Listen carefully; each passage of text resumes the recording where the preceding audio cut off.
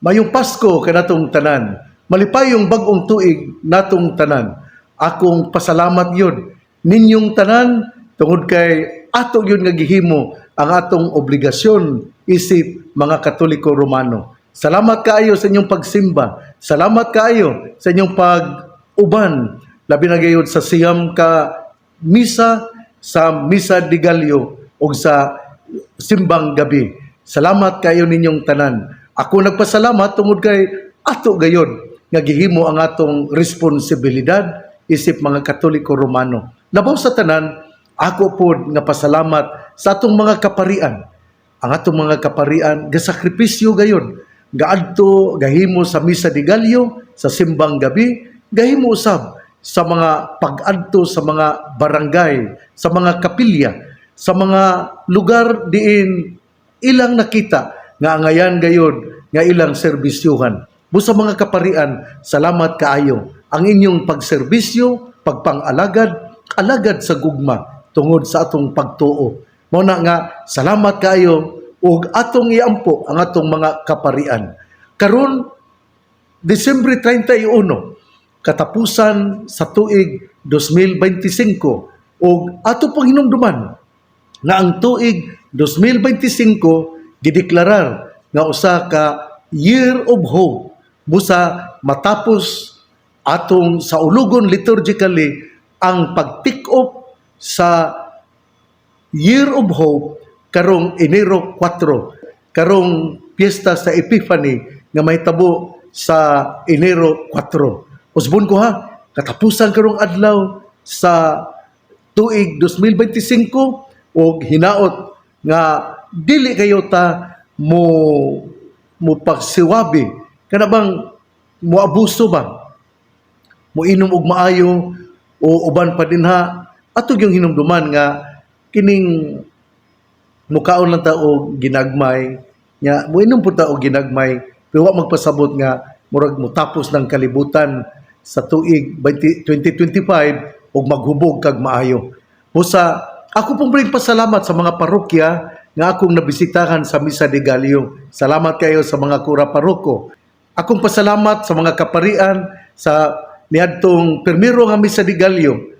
Disyembre 16, dito ako sa Tanggo, Father Darrell Rosales, ingong manusab ni Father Jerry Lawrence Sautuan, ngadto kang Father Nestor Dohilag sa Disyembre 17, ngadto usab ni Monsignor Boy Naron Jr., ang iyang kauban mo si Father Danny Rodinas sa Pitsa 18, ngadto usab sa Pitsa 19, sa kang Father Cody Sarinas, Father Dexter Banuelos o kang Father Michael Sinugbuhan sa Pitsa 20, ngadto usab sa Kalamba ni Father Diding Aguilar o ni Father Saki Montipalcon sa Pitsa 21, ngadto ni Father Joniver Ondo Roma o sa Domingo kana sa Pitsa 22 akong pasalamat ngadto ni Father Gistoni Gonzaga sa Pitsa 22. Sa Pitsa 23 akong pasalamat ni Father Rolly Lagada o ni Father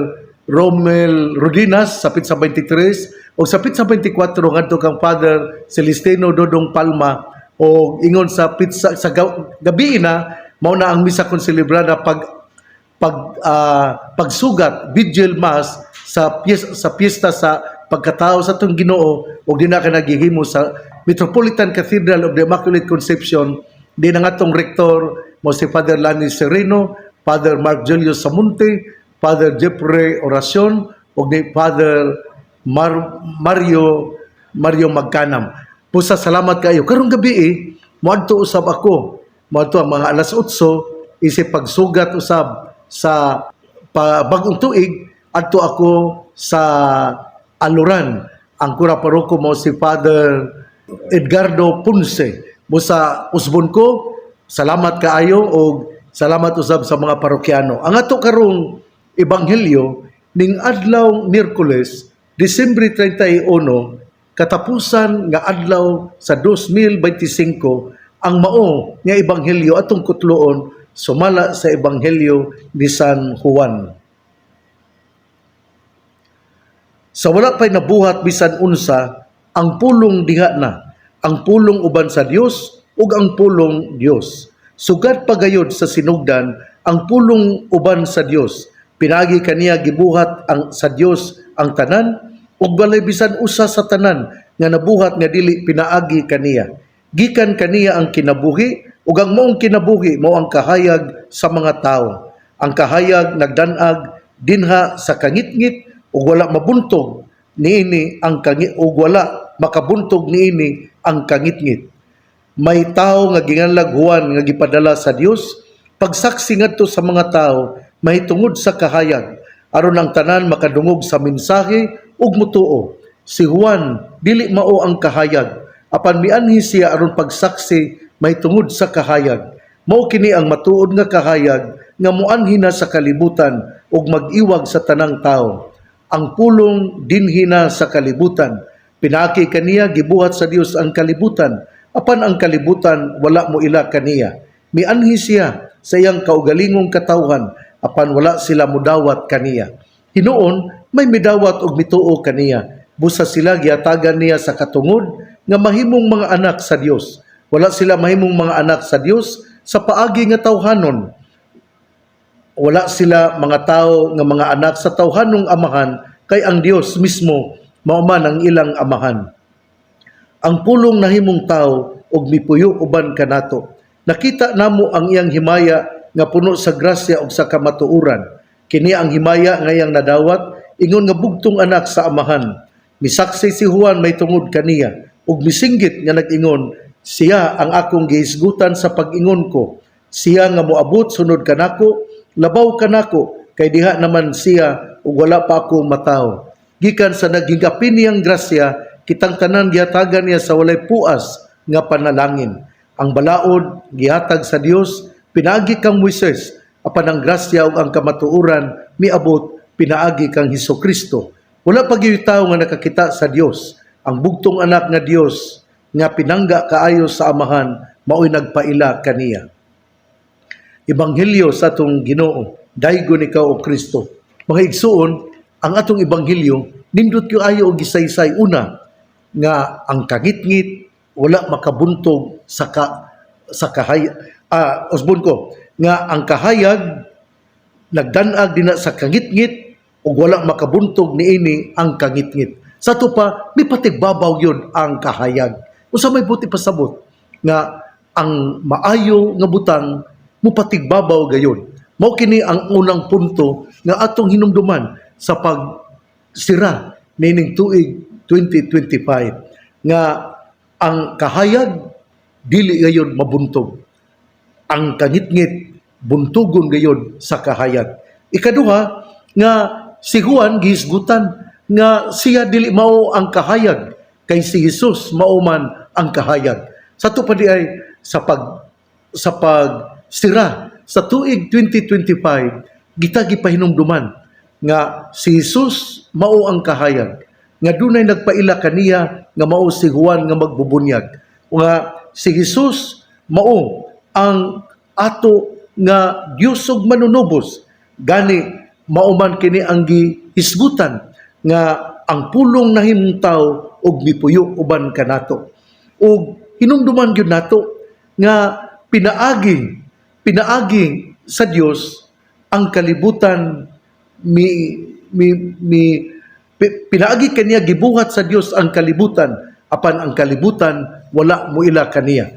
Akong istoryahan ko sa ba nagisguta og kahayag nga si Jesus mao ang kahayag nga gisangyaw ni Juan nga magbubunyag o ang mga tao wala man mudapig sa kahayag pero ang atong Ginoo nagpakataw gyud og gipakita kay ang iyang una nga gipakitaan wala man mudawat kaniya apan ang midawat kaniya mao na hinuon katong mga tao nga hinuon ang midawat kaniya gihatagan gyapon niya og katungod nga sila mamahimong anak sa Dios. Pero katong mga pinili, wala man mudawat kaniya. Unya, gipadayon kini pagsulti nga ang tanan nga grasya, ang tanan nga panalangin, gikan gayod kang Hesukristo. O wala pa gyud tawo nga nakakita sa Dios. Ang bugtong anak nga Dios nga pinangga kaayo sa amahan, mo'y nagpaila kaniya. Nindot kay ni ang ato ang gisaysay karon ba. Kung inyo kining mabasa pag-usab, atong hinumduman nga kini gikuha sa Ebanghelyo ni San Juan, Kapitulo 1, versikulo 1 hangtod sa 18. Unya, this gospel reading emphasizes the true meaning of Jesus as the light of the world. Nya, this light of the world is proclaimed by John the Baptist. But when he proclaimed it, those who were descendants of Abraham in the context of chosen people, they did not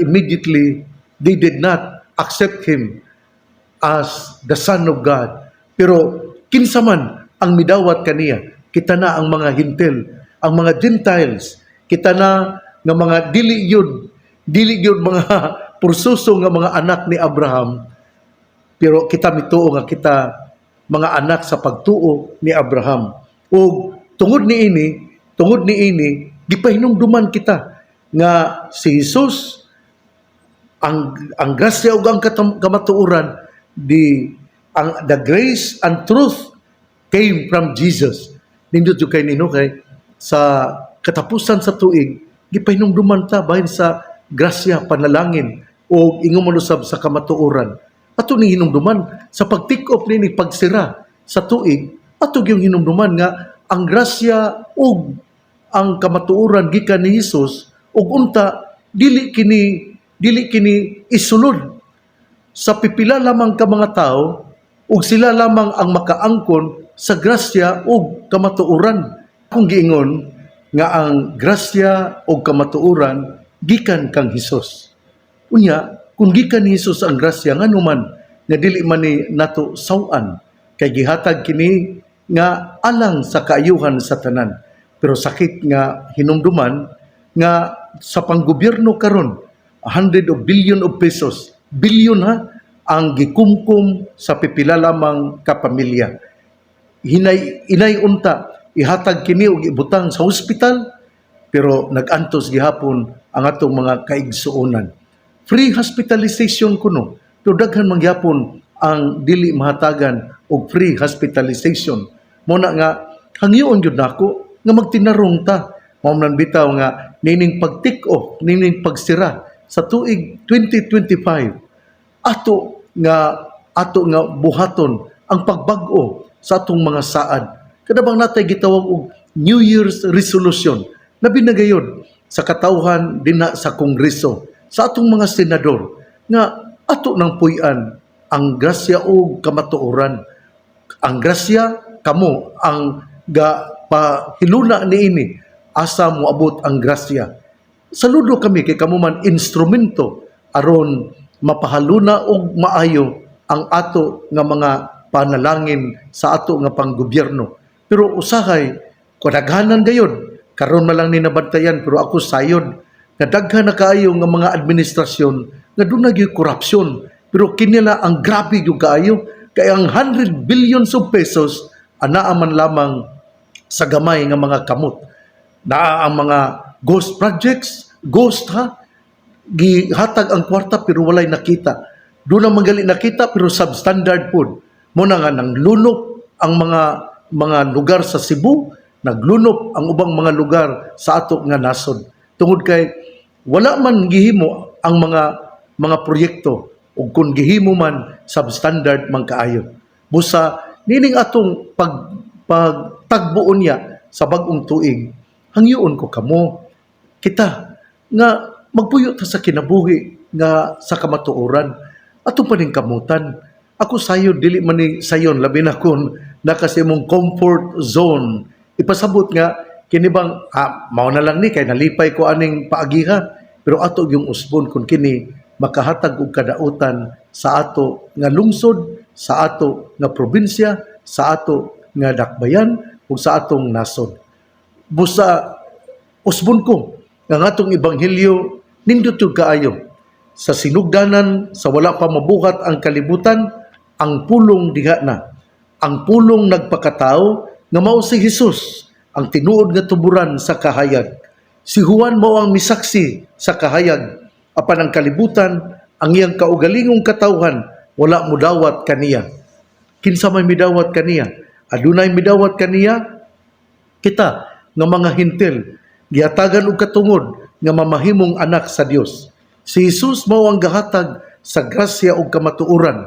Si Jesus mao ang bugtong anak sa Dios, ug si Jesus mao ang nagpaila sa amahan. Nindot kayo nano? Labi na gyud kadtong ubang mga sekta nga miingon nga ang si Jesus dili Dios. Alang ni atong mga laing mga sekta nga may deny, nga wala mo dawat, wala mo tuo nga si Jesus mao ang anak sa Dios o si Jesus Dios. Basahan ko nun ninyo ang John 1 verse 18 nga gahisgod yung gani ang bugtong anak sa Dios nga pinangga kaayo sa amahan mao'y nagpaila kaniya. Sa tupad ay ato yung hinumduman nga si Jesus matuod nga Dios nga gi-claim gud siya nga anak sa Dios. Hinautonta nga mabasahan pud ni sa lain nga mga sekta o kining kun mo usa ni sila basahan lang maayo pamalandungi pud kay aron kita madanagan mahayagan. Usbon ko, salamat natong tanan, padayon kita sa lain na pud nga pagtagbo sa tuig sa 2026. Unya ato lang yung hinumduman nga gusto ta nga mamahimo nga mutaas ang atong kinabuhi matud pa sa ebanghelyo niadtong Domingo nga sa unang pagbasa po nga gikuha sa Sirach chapter 3 guys good yun kato nga kung gusto ta nga mutaas ang atong kinabuhi atong respetuhan ang atong papa ug mama ato silang panggaon ato silang hatagan sa pag-amuma o ang ebanghelyo gahisgot gayud nga kita usa ka banay ang ebanghelyo gahisgot nga kita usa ka banay sama nga si Maria, Jose ug si Jesus mao ang mga tao sa isip membro sa Sagrada Familia pero wa magpasabot nga sila wala makaagi sa mga pag-antos gani sila mikagiw man gikan sa Bethlehem miadto man sila sa Ehipto tungod kay si Herodes buot man nga mopatay sa ilang anak. Busa kita makaingon nga maka-encounter kita og mga problems in life pero atong hinumduman nga kini dili ni babag aron kita mamahimong balaan nga banay. Hinaut-unta nga sa atong pagtagbo sa bag-o nga tuig ato gayong hinumduman nga ang banay kinahanglan gayon magtapok, ang banay kinahanglan gayon nga adunay pagminahalay, ang banay kinahanglan gayon nga adunay pagrespetuhay, ang banay nagkinahanglan gayon nga anaa ang pagpinasayloay. Happy New Year na tong tanan ug hinaot nga ato nang hiusahon gayon ang membro sa panimalay. Akong hangyoon ang mga amahan nga mibiya sa ilang pamilya nga hatagi in taon o kining pagigugma ang imong mga anak. Paggaa ang imong mga anak, tagai o allotment kung dili gyud mo magkabalik ang imong asawa. Importante kayo nga ikaw mahinumdum nga duna kay responsibilidad sa imong mga anak. Atong hinumduman ha mga ginikanan, ang mga anak wa biya mangandoy nga mataw nining kalibutana. Pero kamo, gusto kamo mga ginikanan nga dunay mga anak busa inyong amumahon, inyong panggaon, inyong alimahan ang inyong mga anak. Ug kamo pong mga anak nga namati nako karon, cooperate to your parents. Obey your parents. Ayaw gyud og sipyata nga dili kamo mamati sa mga tambag sa inyong mga ginikanan. Ang dili mamati sa tambag sa ilang mga ginikanan, wala gyoy panalangin nga moabot sa ilang kinabuhi. Pero ang tao, ang mga anak nga mamati sa tambag sa ilang mga ginikanan, giandaman ug mga maayong kaugmaon tungod kay ang pagrespeto sa mga ginikanan ang Ginoo magapanalangin gayud kanila. Happy New Year na tong tanan o hinaot nga mabungahon gayon ang ato nga bag-ong tuig. Apan usbon ko nga dili kini mamahimong mabungahon kung kita dili mo trabaho, kung kita dili mo ampo, kung kita dili mga liupo ngadto sa Ginoo. Atong ipatigbabaw labi na ugma Enero 1 mao ang gitawag og Motherhood of Mary, o dili lang piyesta ni Mama Mary isip inahan sa Dios, kundi World Day of Prayer for Peace.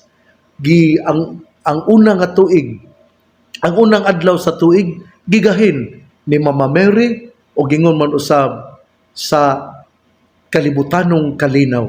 Atong iampo ang mga nasod nga anaa sa dili maayo nga sitwasyon. Labi na gayud ang atong nasod. Atong iampo ang atong presidente nga siya magtinarong sa pagka-presidente nga dili kawkawon ang kwarta nga anaa sa panudlanan sa ato nga kagamhanan. Atong iampo ang ato nga mga congressmen and congresswomen.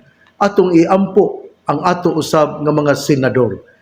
Atong iampo sila nga ihatag sa katawhan ang kwarta aron maayo ang ugma sa atong mga kabataan.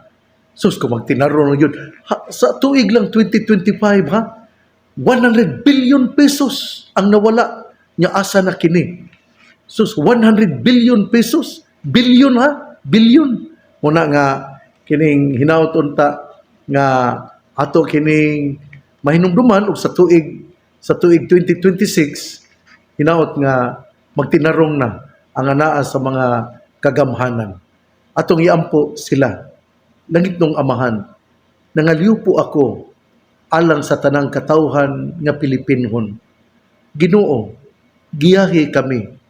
Aron kami adunay pagpasalamat kanimo, adunay pagpinasayloay.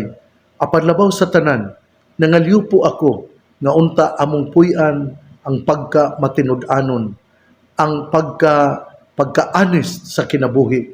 Nagampo ako nga unta imong panalanginan ang tanan nga banay, ang tanan nga pamilya, aron ang amo nga kinabuhi mamahimong madagayaon. Among giampo ang tanan nga mga opisyalis sa among gobyerno. Akong giampo ang presidente nga unta iyang ihatag ang grasya o kamatuuran o ang pagpang-alagad. Ako pong giampo ang atong mga senador o mga congressmen. Ginoo, lamdagi sila aron dili ang ilang kaayuhan lamang ang ilang atimanon, kundili sila muhimog mga balaudnon o dili nila kawkawon ang kwarta alang sa katawhan. Akong giampo usab nga ang katawhan mudangop ni Mama Mary aron ang inahan sa atong Dios mo'y mudala sa atong mga intensyon ngadto kaniya ang Dios nga nagpakatao aron kita mahatagan og kaluwasan. Ginoo, dungga ang among pangamuyo kay ang tanan amo manggidala sa tilan sa imong anak nga si Hesus among Ginoo manunobos. Igsuon ang mayong balita nga mong pulong ni Hesus, ang ayang pamation, pamalandungan ug paningkamutan nga mapuy-an. Bulahan ang tao nga namati sa pulong sa Ginoo, sama sa kahoy nga gitanom, daplin sa usa ka sapa, kad sa dahon dili gayon malaya. Timpo sa timbunga, siya mumunga. Igsuon, ugma na usab. Akong hangyoon ha, kamo nga anaa sa mga kabukiran, kamo nga anaa sa lain nga mga probinsya, sa Lanao del Norte, sa Zamboanga del Norte, sa Zamboanga del Sur, kamo nga anaa sa kabukiran sa Misamis Occidental ug sa tanan din kini atong Sibya nahiabot. Hinaot nga kamo muadto usab mo bisita ni Mama Mary ang Kuta Shrine dinhi sa Archdiocese sa Osamis. Atong ihatag kaniya ngadto ni Mama Mary ang pasalamat ug ato siyang hangyoon nga unta iyang iampo ug dad-on ang atong mga intensyon sa tilan siyang anak aron mahamugaway ang tuig 2026. Usbon ko kamong anaa sa Mulabi, kamong anaa sa Mahayag, kamong anaa dinha sa Tambulig, kamong anaa sa Bonifacio, sa kabukiran sa Bonifacio, kabukiran sa kamong naa sa Aurora, kamong anaa sa mga sa Malingaw, ang akong mga igagaw dinha sa Malingaw, mga ibo, magampo ay kita. Hinaut unta nga kamo nga nakadungog kanako, muari kamo sa Kuta Shrine sa Dakbayan sa Usamis, mudagkot kitag kandila ug atong iampo ang atong tagsa-tagsa kabanay ug atong hangyoon si Mama Mary nga iyang dad-o ng atong mga intensyon ngadto sa iyang anak nga mao si Jesus ang matuod nga Dios, matuod nga tao nga mao ang atong manluluwas. Ang pangaliya sa mahal nga Birhen Maria nga gisangpit sa mga misamisnon nga birhen sa kuta, ang Ginoo magapanalangin kanatong tanan. Sa ngalan samahan sa Anak ug sa Espiritu Santo. Amen. Happy New Year natong tanan. Magpinasaylo ay kita ug atong sugaton ang bag-ong tuig nga puno sa kalipay, maampuon ug sa kanunay mamati sa tambag sa atong mga ginikanan. Respeto sa ginikanan, mamati sa tambag sa ginikanan, ug ang atong panggobyerno mubati usab sa mga kalisod sa ato nga katawhan aron ang unsay alang sa katawhan ila gayong ihatag. Ako di ay nga pagpasalamat sa ato nga gobernador si Attorney Henry S. Waminal, sa atong Vice Gobernador Rowena Gutierrez, sa atong mayor dinhi sa Dakbayan sa Usamis, Mayor Sam Fuentes, sa ato nga duha ka congressman sa probinsya sa Misamis Occidental, si Congressman Sancho Fernando Ando Waminal o si Congressman Jason Almonte, ingon man usab ang ato nga party list nga Congressman Indy Waminal. Sa tanan nga mga elected officials, ako moingon, unta ang grasya sa Dios, magagiya kaninyo ang iyang kahayag, magagiya kaninyo aron ang Dios sa kanunay magpakatao sa inyong kasing-kasing ug ang inyong pagabuhaton alang gayod sa katawhan sa Dios. God bless. Happy New Year natong tanan. Happy 2026. God bless. Mabuhay tayong lahat.